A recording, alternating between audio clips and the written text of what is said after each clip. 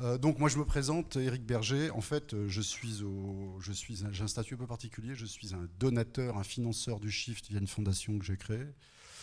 Et je me suis laissé embarquer à travailler finalement pour le Shift une bonne partie de mon temps, à peu près un tiers de mon temps, sur les sujets de l'industrie, notamment à l'occasion de la publication du PTEF, le plan de transformation de l'économie française, publié par le Shift, parce que je connaissais très bien le domaine de l'industrie. J'y ai pratiqué pendant 30 ans l'industrie, dont 20 comme patron de boîte de chimie et de matériaux, pour faire simple.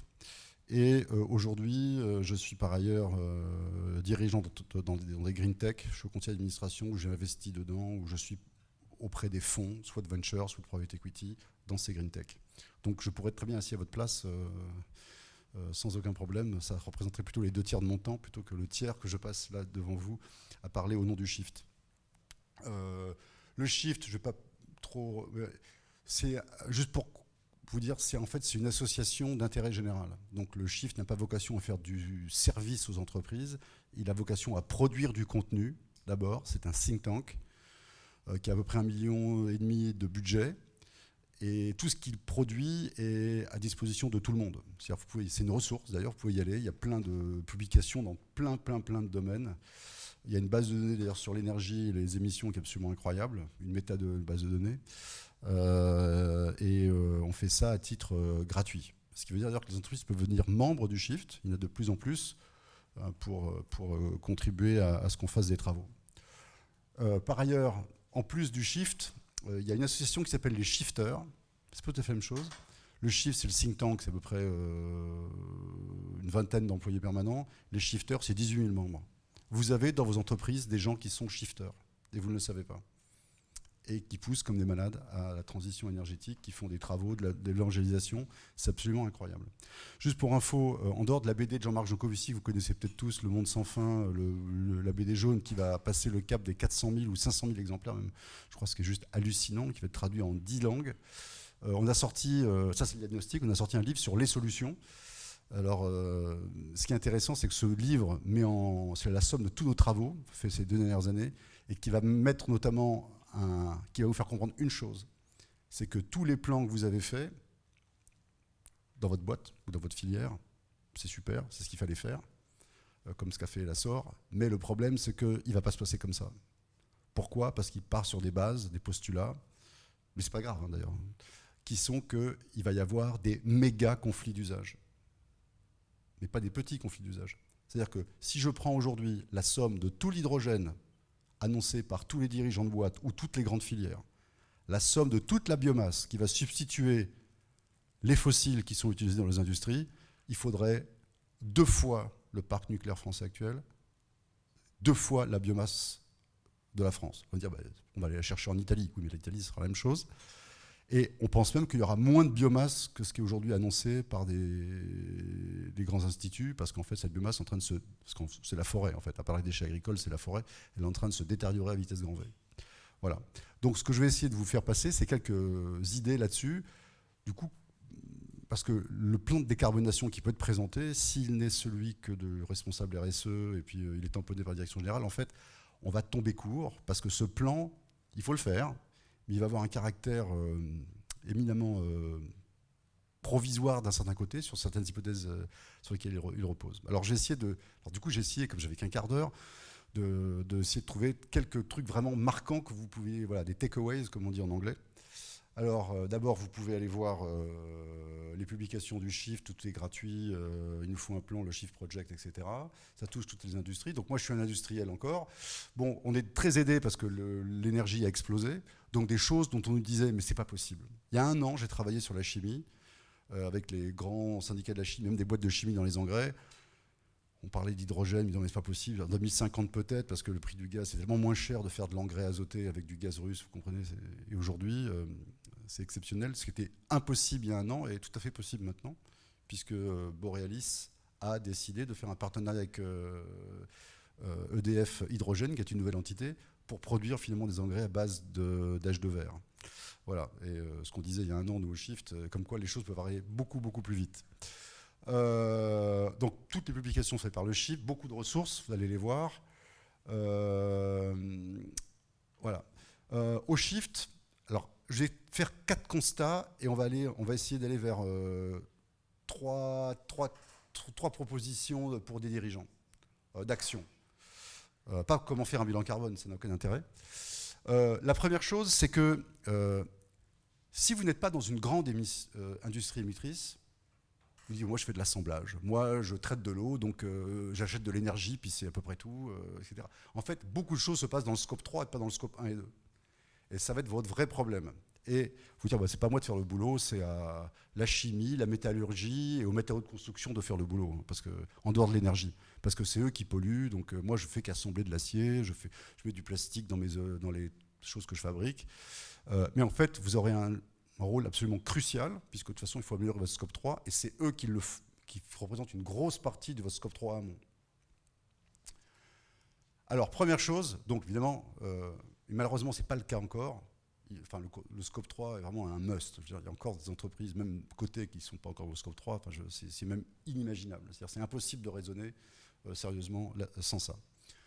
Deuxième chose, vous n'êtes pas devant juste un problème de décarbonation. Vous êtes devant un problème que vous vivez maintenant parce qu'il y a la crise ukrainienne qui n'est qu'un révélateur et non pas un déclencheur, qui n'est qu'un révélateur, ce qu'on appelle au Shift la double contrainte.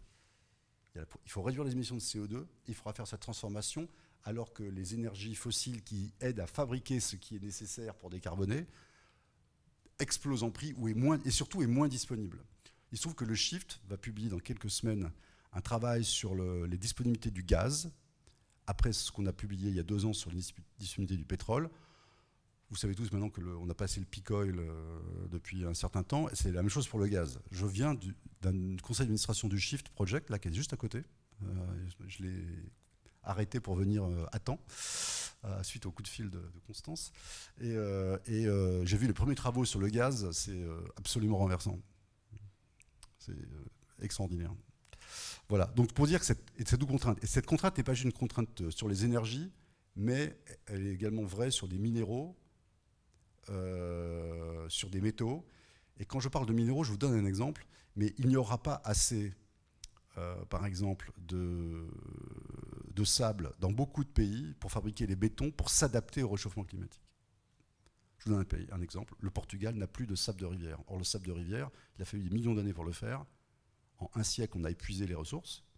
Et prendre du sable qu'on cassait, ça demande du CO2 parce qu'il faut casser la roche, la trier, etc. Et c'est beaucoup plus cher et c'est beaucoup moins pratique. Donc on va avoir des tas de pénuries de ressources et pas juste en ce moment les composants critiques. Il y aura des trucs aussi bêtes que du sable, par exemple, et des tas de minéraux. Donc ça veut dire quoi? Ça veut dire qu'on est devant cette double contrainte. Et donc, ne pensez pas que je vais réduire mon CO2 en utilisant plein de ressources. Il y aura du shortage sur les ressources, il y aura des conflits d'usage. Alors, je vous parlais de l'hydrogène ou de la biomasse, ça rentre là-dedans. Ensuite, la tech. Alors, moi, je suis un technophile. Les 2 tiers de mon temps, je les passe à travailler sur des fonds qui veulent investir dans des green tech. C'est mon. Voilà, et j'ai toujours développé des boîtes mondiales avec beaucoup de technologies. Lorsque j'ai fait le travail pour le Shift sur l'industrie, je croyais pouvoir tout décarboner, au moins sur mon secteur, pas sur le transport bien entendu, mais sur mon secteur, grâce aux technos. Je veux dire, moi je veux prendre tout ce qui existe, j'ai fait des revues sur ces grands secteurs. En fait, la techno ne suffira pas. Voilà, dans le monde des plastiques, par exemple, on peut augmenter le taux de recyclage, on peut faire des tas de choses, on peut améliorer l'efficacité des vapocraqueurs qui sortent les résines de base, mais la vérité, c'est qu'il y a des choses qu'on ne pourra pas décarboner. Donc, sans sobriété sur la consommation de plastique, ce ne sera pas possible de décarboner le plastique, l'industrie chimique en général et le plastique en particulier.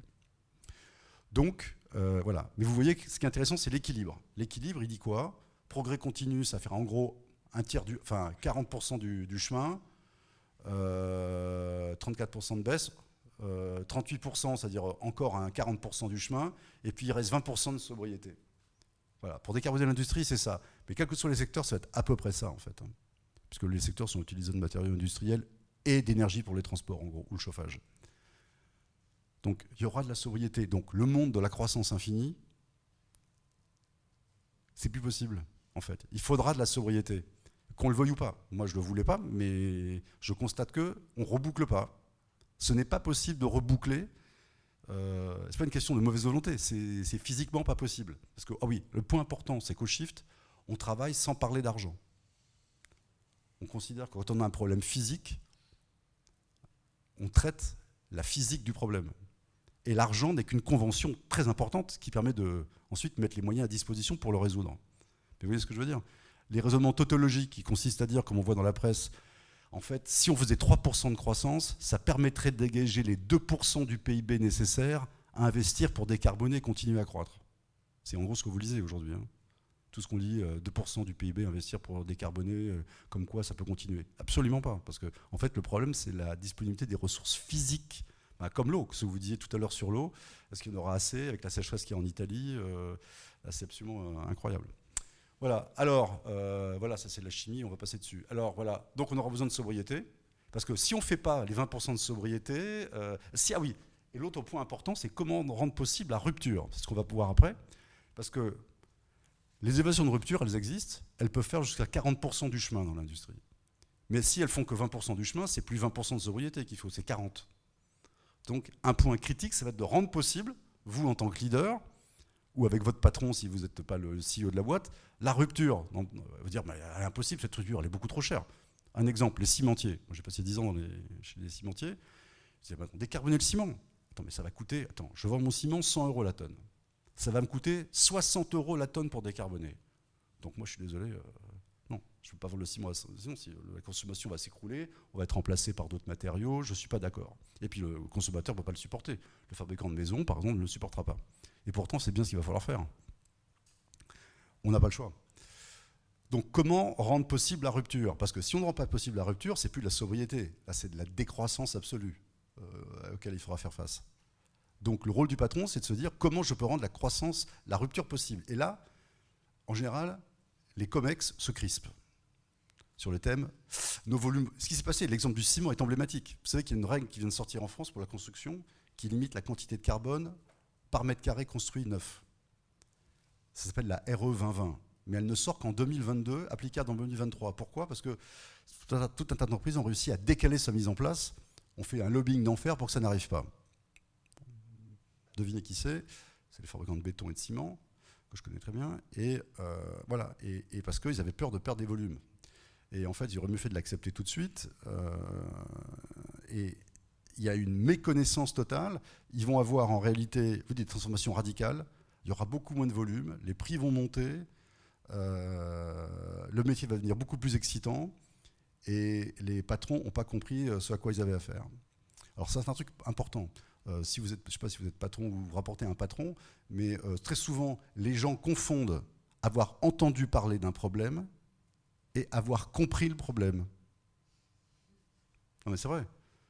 Est-ce que vous vous posez la question dans votre comité exécutif, est-ce qu'on a déjà pris ne serait-ce que 4-5 heures pour vraiment comprendre le sujet, ou c'était un sujet traité en 1 heure avec des gens qui s'expriment avec des opinions non documentées? C'est ce qui se passe en général, hein, parce qu'on pense toujours à former les gens qui sont au bas de l'échelle. Il faut former nos employés, c'est très important, mais moi j'étais patron de boîte avec des comités exécutifs. L'idée d'un gars d'un comité exécutif d'aller se former, ça, moi me former, mais je suis VP worldwide du marketing, je ne vais quand même pas aller me former, moi. Ben, si, ça pourrait être utile en fait. Donc rendre possible la révision stratégique complète et travailler avec les fournisseurs, les clients, etc. Mais surtout changer l'offre en fait. Et par exemple, je vais vous montrer un truc qui est ce que j'appelle le triptyque. Oui, c'est compliqué de décarboner, mais en fait, on peut décarboner dans une industrie où ça coûterait très cher, à condition d'accepter des normes. C'est pas la taxe qui est important, c'est la norme. La norme fait plus de changements que la taxe. Quand on fait des normes sur les consommations de moteurs, ou quand on interdit les moteurs thermiques, c'est une norme qui est très très efficace. Pareil sur la fameuse RE 2020 du bâtiment. Mais il faut être aussi prêt à faire du lobbying pour, par exemple, obtenir la fair competition. Par exemple, il y a ça s'appelle le CBAM, Carbon Border Adjustment Mechanism, qui est très important et que nous, au Shift, on soutient à fond, à condition que, bien entendu, les quotas gratuits des entreprises soumises aux ETS, c'est-à-dire les quotas gratuits de CO2, disparaissent au fur et à mesure. Donc il ne faut pas être naïf, mais il faut créer les conditions, et c'est au patron de s'en occuper. Sinon, il arrive exactement ce qui s'est passé dans le ciment, c'est-à-dire je ne fais rien pendant des années, je bloque, et maintenant c'est la panique. C'est exactement ce qui se passe aujourd'hui dans le monde du ciment et du béton. alors qu'ils auraient pu faire aboutir le CBAM. Même le CBAM, ils le contestaient. On va m'enlever le quota gratuit. Donc ils ont voulu jouer au plus fin, c'est-à-dire je serai pour le CBAM, mais à condition que les quotas gratuits disparaissent, non pas en même temps, mais avec 10 ans de décalage. Non, c'est juste pas possible. C'est vraiment des mentalités d'avant, quoi. C'est absolument étonnant. Donc, bon, les takeaways que j'ai envie de vous dire. En fait, si vous êtes responsable RSE dans votre boîte, vous êtes au COMEX, et si vous êtes formé, la question c'est est-ce que je peux me former encore plus pour avoir une compréhension vraiment réelle du problème? Et quand je dis réel, pas juste de mon scope à moi. On a vu que le scope 3 est déterminant. Dans beaucoup d'industries d'assemblage, en vrai, c'est votre scope 3 qui pèse souvent 80%, 90%. Et attention, ne cédez pas aux sirènes du « c'est facile, c'est à eux de le faire », je vais prendre de l'électricité décarbonée, je vais prendre de l'H2, je vais faire du carbon capture, parce qu'en fait, toutes les boîtes, alors moi, tous les plans que j'ai pu voir de toutes les filières au nom du Shift, en général, le plan est le suivant. Je vais faire 20 à 25% de progrès d'ici 2030. C'est fini? On va très vite. Entre 30 et 40, on verra, mais alors entre 40 et 50, carbone, biomasse, carbon capture. Et avec ça, on sera bon. Bien entendu, je ne serai plus là, donc ça devrait aller. En fait, non. Donc il faut vraiment se former et avoir une opinion. Comme on voit que c'est très incertain, vous comptez peut-être sur de la biomasse ou un vos fournisseurs vous dit « moi je te ferai de l'acier ou du ciment décarboné grâce à de la biomasse si vous assemblez beaucoup d'acier ou beaucoup de ciment ou de plastique », mais en réalité, ça ne sera pas possible. Et ça, vous pouvez l'anticiper si vous vous formez. Lisez les rapports du Shift ou d'autres personnes. Vous devez avoir un avis là-dessus et pas juste rester sur votre cercle étroit. Ce qui veut dire d'ailleurs qu'il faut passer à un stade au-delà. Quand vous avez un scope 3 aujourd'hui, souvent c'est fait, dans un bilan carbone, c'est fait avec des choses génériques. Il faut que sur les 2 ou 3 matières clés, vous deveniez spécifique. Je discutais tout à l'heure, il y a une convention des entreprises pour le climat qui est juste à côté, à 1 kilomètre, c'est absolument incroyable. Donc je fais 3 événements aujourd'hui. Où un gars disait ben moi, je vends de l'acier à 500 kg de CO2 par tonne d'acier. Voilà. Je dis mais c'est quoi ça? Bah, c'est le truc dit l'ADEME. Bah, c'est aussi ce que dit mon bilan carbone. Mais votre énergie, elle vient d'où? Bah, de là. Écoutez, monsieur, je suis persuadé que vous êtes en réalité plus proche de 300 que de 500. Parce que vous avez utilisé les termes génériques de l'ADEME, les bilans carbone. C'est tellement critique pour vous qu'il faut devenir spécifique. Spécifique. C'est absolument critique. Et donc, je me forme, pour éviter ce genre d'impasse, il faut former ses actionnaires. On n'a pas le temps aujourd'hui, mais il faut absolument former vos actionnaires, parce que le business model va changer. Voilà, on n'a pas le temps de aller là-dedans. Deuxième chose, décarboner n'est pas juste transition énergétique. Voilà. Vous, c'est le cas, parce que c'est beaucoup d'énergie, mais dans la plupart des cas, les autres intrants, ça va être des intrants physiques, autres, et parfois il y a des émissions de process, pas que d'énergie. Je prends un exemple, les émissions de ciment ou de matériaux si vous êtes un constructeur, le béton, en réalité, les 2 tiers des émissions sont des émissions de process, pas d'énergie. C'est-à-dire que quand je fabrique du ciment qui va dans le béton, en réalité, j'ai CaCO3 qui devient du CaO plus HCO2. Donc, si je mets beaucoup d'engrais, parce que je suis dans l'agriculture, je suis un groupe dans l'agroalimentaire, je veux réduire ça, tant que j'utilise des engrais à base de gaz russe, pas parce qu'il est russe, parce que c'est du gaz, ça va être catastrophique. Donc, scope 3, et surtout, donc, ce qu'il faut, c'est changer l'offre. C'est pas la communication, c'est véritablement. Donc, ça veut dire que le patron doit aussi s'intéresser à l'offre. Ce n'est pas la décarbonation, du coup, ne devient pas un problème à traiter sur le côté, mais va changer l'offre. Il faudra la changer, parce qu'en plus, il y aura moins de volume. Très probablement dans certaines industries. Alors, pas toutes. Si vous êtes en train de faire du cloud, votre business va croître en volume, ça c'est pas un problème. Ensuite, le point essentiel, voilà, il manque une phrase parce que j'ai pas eu le temps de la faire, mais j'étais à la bourre. Mais en fait, le point essentiel, c'est que tout ce que vous allez faire, mais ce n'est pas grave, va être provisoire, parce qu'il y aura des accidents avec des bonnes nouvelles et des moins bonnes. Alors, je vous donne un exemple d'une mauvaise nouvelle que je vois venir.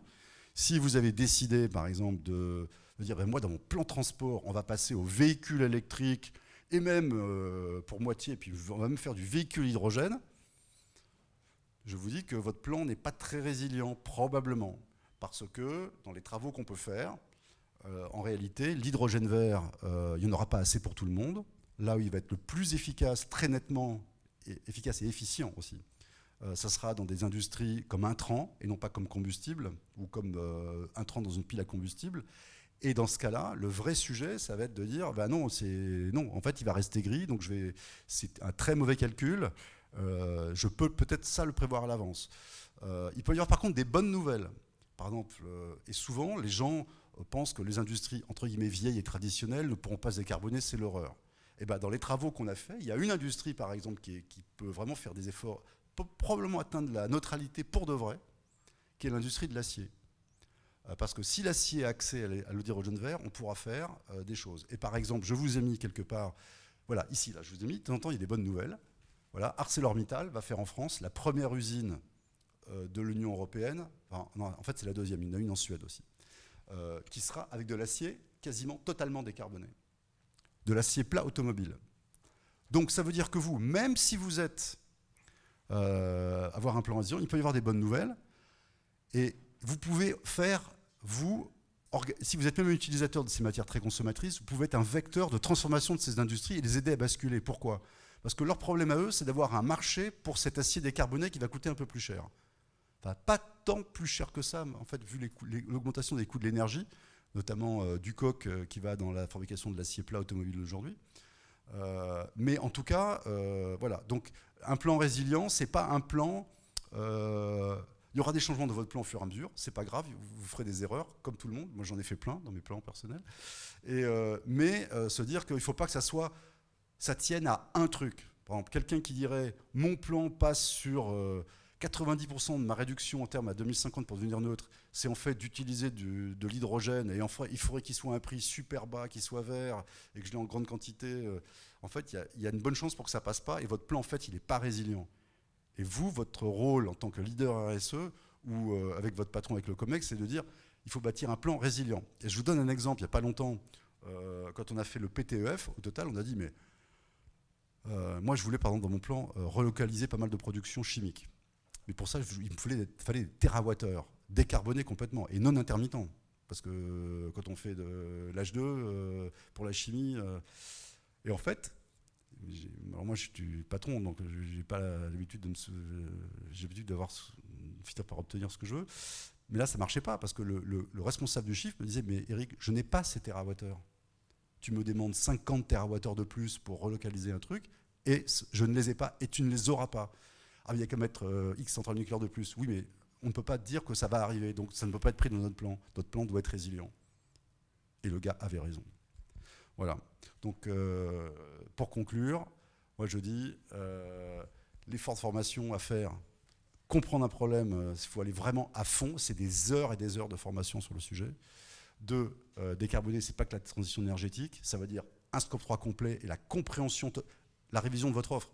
Le marketing, au sens pas de communication, mais le marketing de l'offre que vous allez faire devra changer. Et 3, ce qu'il faut, c'est pas juste décarboner, c'est avoir un plan résilient qui résistera à tous les à-coups que vous aurez à gérer. Et vous en aurez beaucoup.